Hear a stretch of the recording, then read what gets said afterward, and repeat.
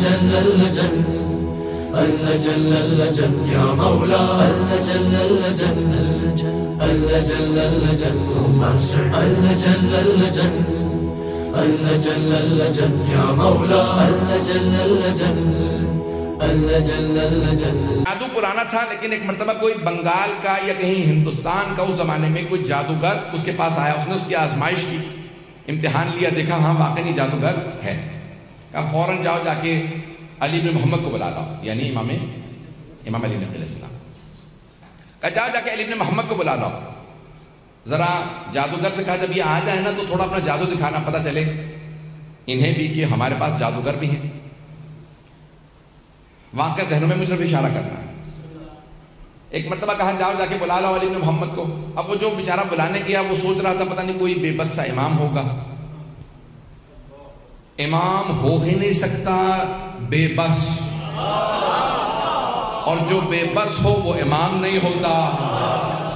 جس کا بس نہ چلے وہ کیسا امام؟ امام بے کس ہو سکتا ہے, بے بس نہیں ہو سکتا. ایک مرتبہ وہ چلا, سارے درباریوں سے متوکل نے کہا کہ خبردار کوئی ان کے احترام میں کھڑا نہ ہو, کوئی تعظیم نہ کرے. 400-600 افراد, دربار پورا بھرا ہوا تھا, قلعہ موجود ہے, بہت بڑا قلعہ تھا, سب بیٹھے.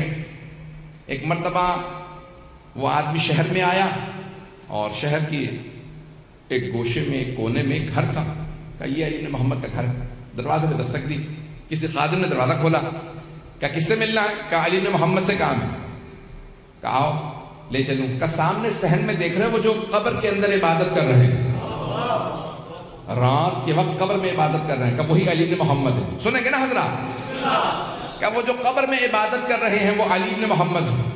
اس نے کہا ہم تو دن میں قبر کے پاس نہیں جاتے, یہ رات میں قبر میں عبادت کرتے ہیں.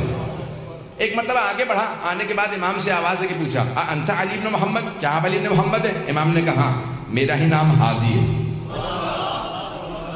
ایک مرتبہ کہا آپ کو متوکل نے دربار میں بلایا, اب میں اپنے انداز سے پیش کروں گا امام کیسے چلے ہوں گے. اس نے ایک مرتبہ امام سے کہا آئیے میرے ساتھ چلے.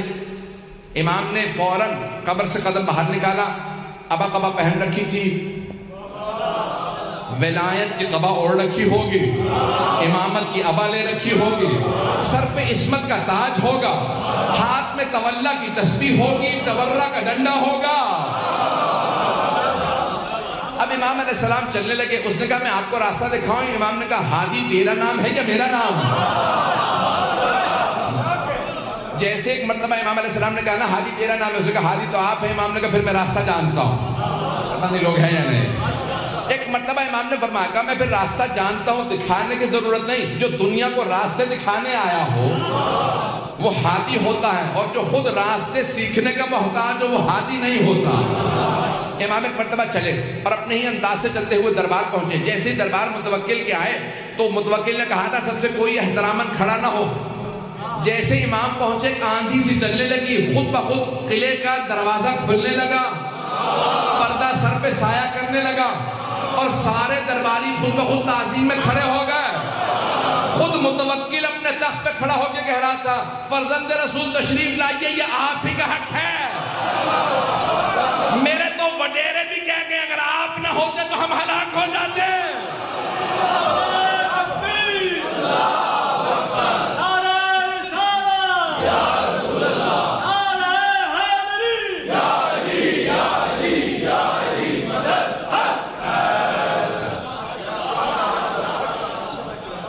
ایک مرتبہ امام علیہ السلام چلے اور جیسے ہی دربار میں داخل ہوئے سارا دربار امام کی تعظیم میں کھڑا ہو گیا. متوکل نے کہا فرزند رسول تشریف لائیے. امام نے کہا ہمیں تیرے تخت سے ظلم کی بو آتی ہے, ہم تخت پہ نہیں بیٹھتے. امام کے لیے ایک مرتبہ مسند بچھائی گئی اور ایک سامنے میز نما شیشے کو رکھا اور کہا امام کے لیے کھانا لگا دیا جائے. اس نے جیسے کھانا رکھا فوراً اپنے جادوگر کو آنکھوں سے اشارہ کیا کہ اپنا جادو دکھا. واقعہ ذہنوں میں ہوگا اگر لوگ ہیں یا نہیں ہیں. مجھے تو اشارہ کرنا تھا. جیسے امام نے ہاتھ بڑھایا نا تو روٹی امام کے ہاتھ سے سرک گئی. امام روٹی تھوڑی دور ہو گئی. امام نے کہا جو بھی ہے باز آ جائے. عظمت امام علیہ السلام دیکھیے, نام نہیں لیتے, یہ نہیں کہتے میں جانتا ہوں جادوگر. امام نے کہا جو بھی ہے باز آ جائے. پھر امام نے دوسری مرتبہ ہاتھ بڑھایا, پھر ایک مرتبہ روٹی سرک گئی. امام نے ایک مرتبہ کہا کیا ان درباروں میں شرفاء کی زبان نہیں سمجھتے لوگ؟ تیسری مرتبہ امام نے روٹی کی طرف ہاتھ بڑھایا، ابھی پھر بھی وہ باز نہیں آیا، سارا دربار دیکھ رہا تھا جادوگر اب کیا کرتا ہے۔ جیسے ہی امام نے ہاتھ بڑھایا، جیسے ہی تیسری مرتبہ روٹی ہاتھ سے سرکی، اس دیوار کے اوپر غالیچہ تھا، غالیچے پہ ایک شیر کی تصویر بنی تھی۔ لیکن جادوگر کو جواب دینا تھا، پتہ نہیں لوگ پہنچ رہے نہیں پہنچ رہے، جادوگر کو جواب دینا مقصود تھا، اسے بتانا تھا تو جادوگر ہے، ہم صاحب اعجاز ہیں۔ امام نے ایک مرتبہ وہ جو دیوار کے اوپر غالیچہ تھا، غالیچے کو دیکھا جس پہ اسد کی شیر کی تصویر بنی تھی۔ عربی زبان میں شیر کو اسد کہتے ہیں۔ امام نے شیر کو دیکھ کے عربی میں کہا ایھا الاسد، او شیر تو دیکھ رہا تیرے ایمان کی توہین ہو رہی ہے۔ ایک مرتبہ سارا بندہ پریشان ہونے لگا، لگ یہ رہا تھا کہ غالیچے پہ جو شیر کیا عکس بنا ہے وہ عکس نہیں رہا، شیر بن رہا ہے۔ وہ شیر بن کے آگے بڑھا، نہ اس نے امام سے پوچھا کہ کسے کھاؤں۔ ایک مرتبہ جادوگر کی طرف بڑھا، اسے بغیر خون کا قطرہ گرائے پورا نگل گیا، اور پورا نگلنے کے بعد امام کے سامنے آ کے کھڑا ہوا، اور ایک مرتبہ فصیح عربی زبان میں کہا فرزند رسول اگر آپ اجازت دے متوکل کو کھا لو۔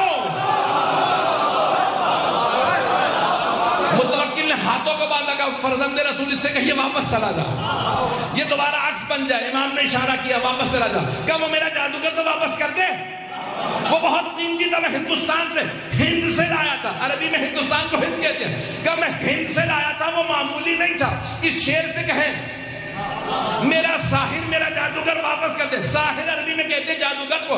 امام نے کہا جب جناب موسیٰ کا عصا اژدہا بنا تھا، اس نے فرعون کے جادوگروں کی رسیوں کو کھا لیا تھا، لیکن جب جناب موسیٰ نے اٹھایا تو دوبارہ عصا بن گیا، جب عصا بنا تو اس نے جادوگروں کی رسیوں کو اگلا نہیں تھا۔ اگر جناب موسیٰ کا عصا واپس کر دیتا تو یہ بھی واپس کر دیتا۔